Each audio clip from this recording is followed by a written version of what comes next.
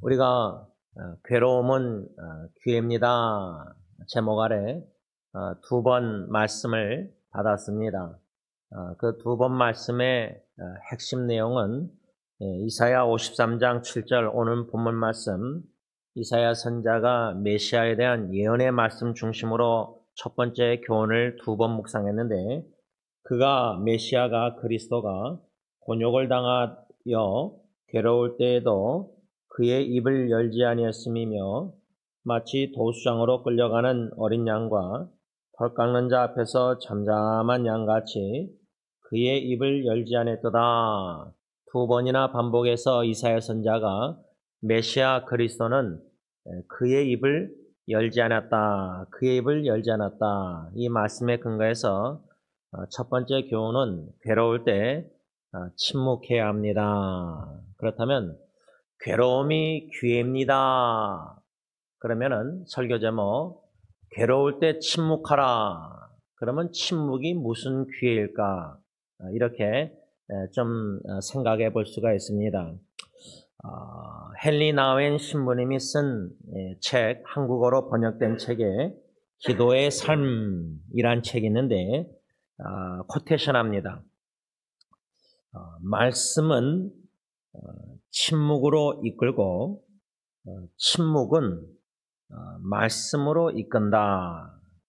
말씀은 침묵 안에서 태어나고 침묵은 말씀에 대한 가장 깊은 반응이다.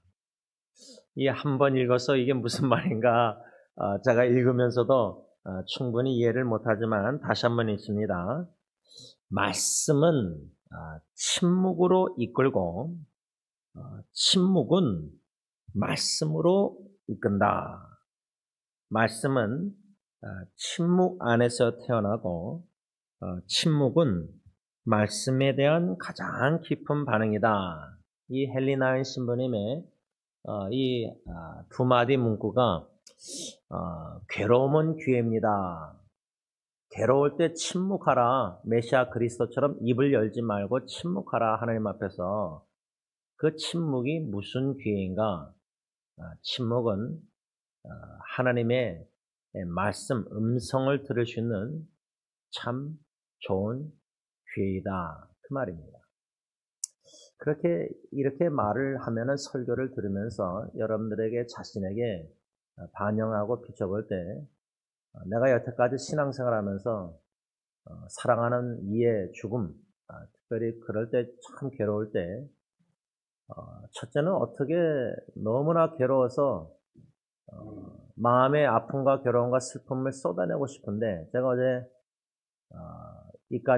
하간 예배 인도하면서 좀 눈물을 흘리면서 한 밤 11시쯤에 이제 침대에 누워서 잠들기 전에 누워서 제가 제 전화기로 셀피 동영상을 찍으면서 장모님을 생각할 때 마음이 슬프네요 라는 제목 아래 2분 동영상을 만들어서 제 개인 유튜브에 올려서 나눴습니다. 사랑하는 이의 죽음을 생각할 때 슬프고 마음이 아프고 무겁고 괴로울 때 침묵한다. 결국 침묵하지 못하고 또 꼭 침묵할 필요가 있을까? 마음의 슬픔이나 무거운 괴로움을 또 나눌 필요도 저는 있다고 생각하는 사람입니다. 그런데 오늘 본문 이사야 53장 7절과 괴로울 때 침묵하라 할 때 침묵이 무슨 기회냐 할 때 괴로울 때 침묵보다 우리는 마음에 있는 것을 쏟아내고 싶은 본능이 참 강한데 그걸 쏟아내지 않고 침묵할 수 있었던 그 비결이 뭘까 할 때 우리가 수요예배 때 이사야 30장 15절 잠잠하고 신뢰하여야 힘을 얻을 것이거늘. 어떻게 괴로울 때 메시아 그리스도처럼 잠잠한 어린 양처럼 입을 열지 아니하실까? 하나님을 잠잠히 전적으로 신뢰해서 주시는 힘을 얻으면요 침묵할 수 있습니다. 그런데 그 힘을 얻지 못하면 침묵을 할 수가 없습니다. 그런데 이 헨리 나웬이 첫째 말씀은 성경 하나님의 말씀은 침묵으로 이끈다. 요 상반절만 좀 생각하면요. 전도서 5장인가 보면은 하나님 앞에 나아갈 때 입을 조심하라 이런 말씀이 있습니다. 내용이. 하나님의 말씀을 대할 때마다 그 말씀에 대한 다양한 반응이 있을 수 있습니다. 목사님 오늘 통해서 설교 말씀, 하나님의 말씀을 들었는데 말씀이 뭐 이랬다 저랬다 뭐 이렇게 다 말할 수가 있는데 진정 하나님의 말씀을 대할 때 깊은 반응은 오히려 침묵으로 이끈다 할 때 진정 하나님의 말씀을 깊이 대할 때는 성령님이 대하게 하실 때는 하나님 앞에서 입을 다물고 침묵할 수밖에 없습니다.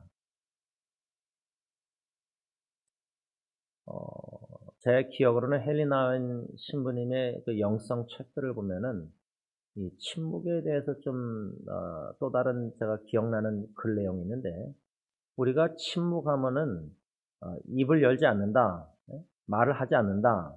거기에 초점이 많이 맞춰져 있는데 오히려 헨리 나웬은 침묵이라는 것은 하나님의 하시는 말씀을 듣는 것이 바로 침묵이라고 말하고 있습니다. 그래서 그가 말씀은 침묵으로 이끌고 침묵은 말씀으로 이끈다. 그래서 그 침묵 속에서 하나님의 말씀 음성을 들어야 되는데 그 음성 중에 하나가 마가복음 1장 11절 하나님 아버지께서 독생자 예수님을 향해서 이런 말씀하시는데 너는 내 사랑하는 아들이라. 그 복음상가 되어 있죠. 내가 너를 기뻐하노라. 마음이 괴로우면은 사랑하는 사람의 죽음을 통해서 마음이 괴로우면은 슬픕니다.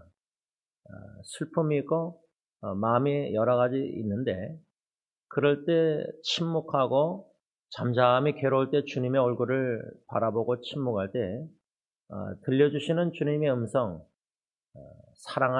내 사랑하는 아들이라 딸이라 내가 너를 기뻐하노라. 그러면 또 성경 말씀에 하나님은 우리를 향하여 기쁨을 이기지 못하신다. 사랑하는 사람의 죽음을 통해서 슬퍼하는데 그 슬픔을 시편 말씀처럼 침묵 속에서 하나님의 음성을 들으면 그 슬픔을 돌이켜 춤을 추게 하시는 하나님이다. 하나님이시는 신적 기쁨이 육신의 슬픔 가운데 있다 그 말입니다. 이런 말씀들이 여러분들이 어떻게 들리고 이해할지 모르겠는데 저는 이 헨리 나웬의 2000년도 초반에 서영교회로 가서 책을 접하고 그 책을 통해서 헨리 나웬이 저의 멘토입니다. 이번에 필리핀 선교 그 현지인들에게도 제가 솔직히 이렇게 나눴는데 헨리 나웬 신부님을 통해서 그 책을 통해서 영향을 많이 받게 됐는데 그 영향 중에 이런 문구 말씀들, 말씀은 침묵으로 이끌고 침묵은 말씀으로 이끈다. 침묵과 말씀, 말씀과 침묵. 그 가운데 제가 이 문구에서 제일 마음에 좀 도전된다 할까 담고 있는 그 문구는 마지막 하반부에 뭐라고 말하냐면 침묵은 말씀에 대한 가장 깊은 반응이다. 근데 우리는 이렇게 생각 안 하거든요. 하나님의 말씀에 대한 가장 깊은 반응은 침묵이 아니라 순종이다, 행함이다. 주님을 위해서 복음전도 선교나 구제나 이웃을 위해서 섬기고 여러 가지 베풀고 우리가 하나님의 말씀에 대한 깊은 반응은 순종이나 행함에 많이 초점이 맞춰져 있습니다. 또 그렇게 저 같은 목사도 설교를 하고 있고요. 그런데 헨리 나웬은 그런 순종과 행함과 뭔가 행동보다 침묵은 말씀에 대한 가장 깊은 반응이다. 그것을 이사야 30장 15절 잠잠하고 신뢰하여야. 말씀에 대한 가장 깊은 반응이 어떻게 침묵일까?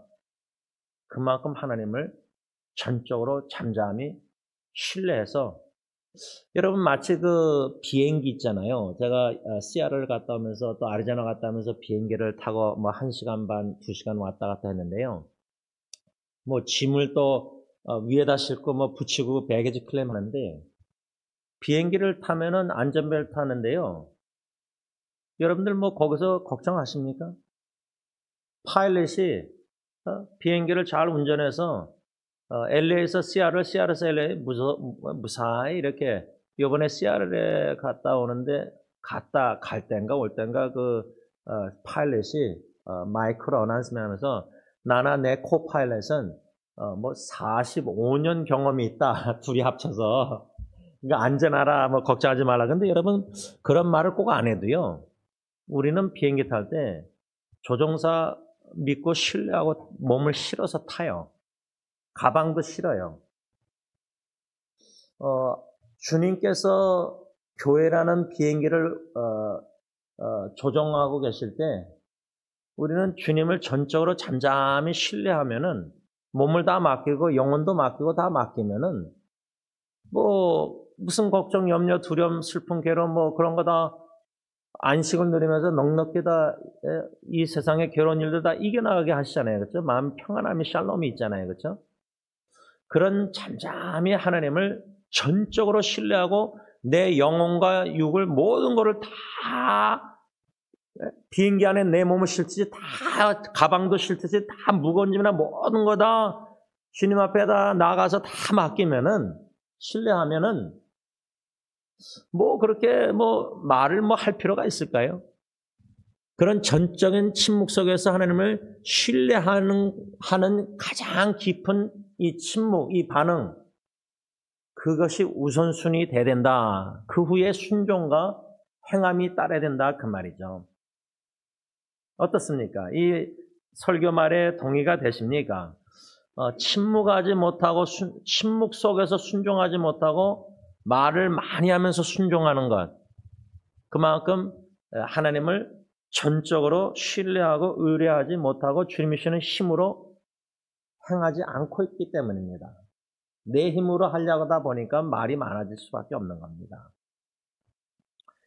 괴로울 때 잠잠히 하나님을 신뢰해서 침묵 속에서 하나님의 음성을 듣는다는 것은 보배로운 광산에서 금을 캐듯이 귀한 은혜고 귀한데 괴로움이 그런 귀한데 이 광산에서 광부가 금을 캐듯이 참 괴로움 속에서 침묵 속에서 하나님을 전적으로 신뢰하고 의탁하고 다 맡기는 가운데 하나님의 음성, 너는 나의 사랑하는 아들, 딸이다. 내가 너를 보배롭고 존귀하게 여긴다. 나는 너를 향하여 너를 기쁨을 이기지 못한다. 이런 하나님의 귀한 보배로운 주옥 같은 말씀들의 음성을 성령께서 마음으로 깊이 들을 수 있도록 그 기회가 괴로울 때인데 그런데 이 축복 은혜를 우리가 누리지 못할 때가 대부분이라 생각합니다. 그 이유는 괴로울 때 내 그 괴로운 상황에 뭐 사랑하는 사람의 죽음이든 괴로운 상황에 반응하는 내 감정에 이끌릴 때가 많아요.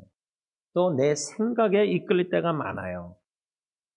그러니까 괴로운 상황에 몰두해서 거기에 빠져서 그 반응하는 나의 속에서 들리는 음성들이나 그 감정들이 나를 막 주장해서 생각들과 감정들이 앞서서 막 나를 이끌어가면은 침묵할 수가 없고 하나님의 괴로움 속에서 주시는 하나님의 음성을 들으시는 그 귀의 축복을 누릴 수가 없어요. 왜? 영의 귀로 하나님의 음성 듣기보다 말씀을 통해서 성령님 사모하는 마음으로 괴로울 때 내 음성과 사람들의 음성, 환경이 말하는 음성들이 나의 전인격을 막 휘어잡게 돼요. 지금 어저께 다 마치고 처제네 집에서도 모임도 다 갔고 이제 아내하고 처남하고 집으로 돌아오면서 차 안에서 아내랑 좀 대화를 하면서 이제 또 다른 염려스러운 기도 제목이 이제 아내 친척 가운데 있는데 그 형제도 제가 이제 아내 사촌 형제도 제가 동생도 어저께 좀 만나서 처제네 집에서 대화하면서 참 변호사도 사서 뭐 여러 가지 시도도 아마 주위에서 하려고 하는가 본데 좀 쉽지 않아요. 왜냐하면 제 처남도 자폐증이지만 제 아내 사촌 동생도 좀 자폐증 증상이 있어요. 그래서 지금 어렵게 지금 힘들게 살고 있는데 그 형도 뭐 정신분열증으로 10년 전에 죽었고 그러니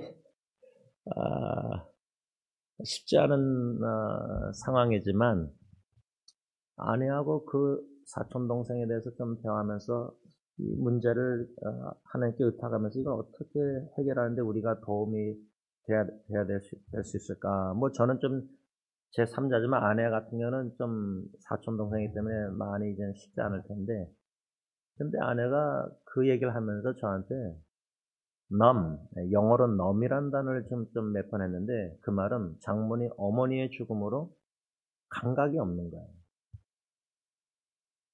자기 힘든 사촌 동생 얘기하면서도 감정의 분노도 생기지가 않는 거예요. 의분이 생겨야 될 상황인데 지금. 그러니까 괴로울 때라 할 때 반응이 다 다양하겠지만 갑작스런 사랑하는 어머니의 죽음의 그 충격에서 아직 헤어나지 못하는 무감각 상태죠. 무감각한 상태. 이런 상태에서 사촌 동생의 목소리나 뭐 자기 동생, 여동생의 목소리나 지금 이런저런 사람들의 목소리가 많이 들릴 텐데 거기에 대한 반응을 침묵한다. 하나님을 바라보고 괴로울 때 주님의 음성을 듣는다. 제가 남편으로 볼 때 인간적으로 불가능해요. 자기 의지 힘으로 그게 될 수가 없어요. 제가 볼 때. 하나님이 은혜 안 내려주시면 그렇게 반응을 할 수가 없어요. 여러분, 이 헬리나연이 침묵은 말씀에 대한 가장 깊은 반응이 날 때, 저의 경우는 이제 뭐 첫째의 죽음이나 다 실현을 통해서 주신 그 음성이 있잖아요. 약속에 시편 63편 3절이나 베드로전서 5장 10절.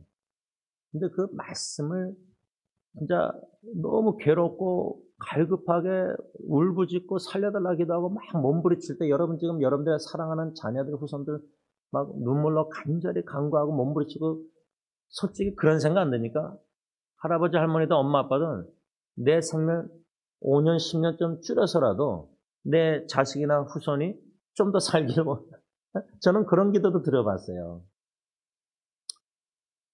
어차피 뭐 육신의 생명은 줄어도 영생을 얻어서 영원히 천국에 사니까 뭐 육신 뭐 5년 10년 줄어서 또 주님 일찍 불러가시면 더 좋은 거죠. 뭐 천국에서 또 영원히 사니까.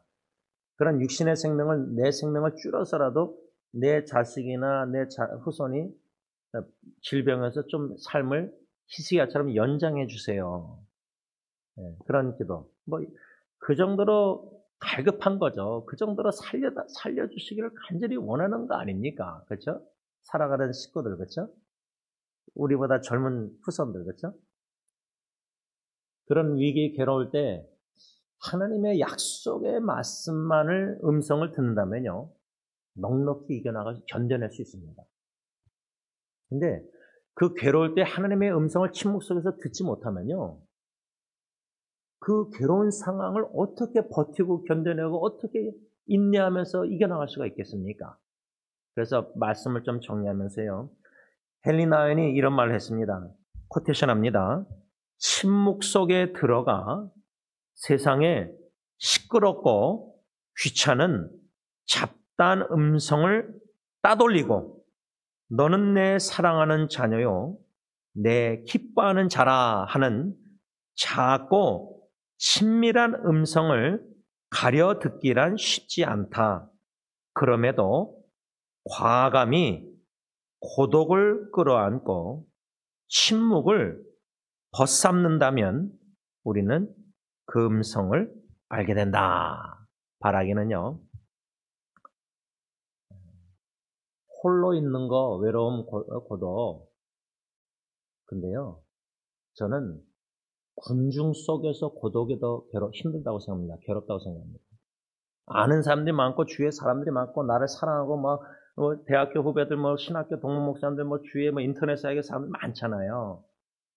사람이 많은데도 외로움과 고독을 충분히 느낄 수 있습니다. 그런 고독은 사람의 함께함으로 해결된 문제가 아니에요. 제가 볼 땐 그거는 겟세마네 동생 예수님의 그 간절한 기도 아빠 아버지께 하나님만이 그 임재 가운데 그 고독의 문제를 해결해 주시죠. 근데 그 문제를 해결하기보다 헤니나는 고독을 끌어안으라고 그랬습니다. 군중 속의 외로움 고독도 끌어안고 품고 침묵을 벗삼는다면, 친구로 삼는다면 하나님의 음성을 우리가 알게 된다.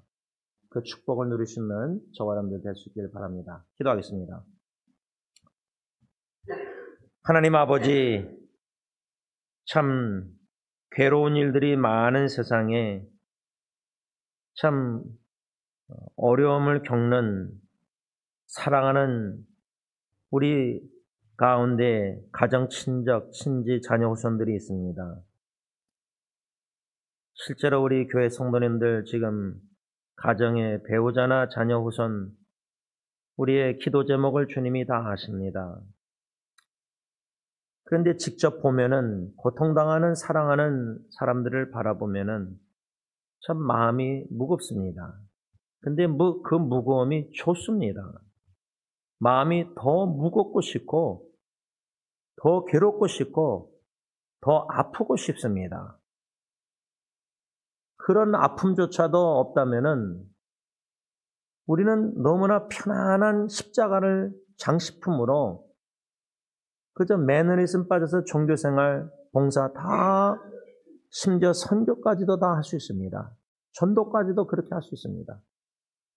주님의 마음을 품지 못한 빈 깡통처럼 소리만 내면서 침묵하지 못하고 신뢰하지 못하고 시끄럽게 봉사할 수도 있습니다. 하나님 아버지, 메시아 그리스도는 괴로울 때 그 입을 열지 않았다고 2번이나 성경은 말씀하고 있습니다. 침묵을 벗삼고 고독을 끌어안아 그 괴로울 때 하나님의 전적으로 신뢰하는 가운데 주시는 힘 속에 특별히 말씀의 힘, 하나님이 들려주시는 친밀한 조용한 작은 음성, 너무나 시끄럽게 큰 음성들이 많이 들리는 괴로운 상황 속에서 사람들의 말도 많이 들리지만 주님의 잔잔한 친밀한 음성, 너는 내 사랑하는 아들, 딸이다. 내가 너를 보배롭고 존귀히 여기노라. 너는 내 것이라. 내가 너를 기뻐하며 기쁨을 이기지 못하노라. 그 아버지의 음성을 들을 수 있는 저희 모두가 되게 하여 주시옵소서. 예수님의 이름으로 감사하며 기도를 올리옵나이다. 아멘.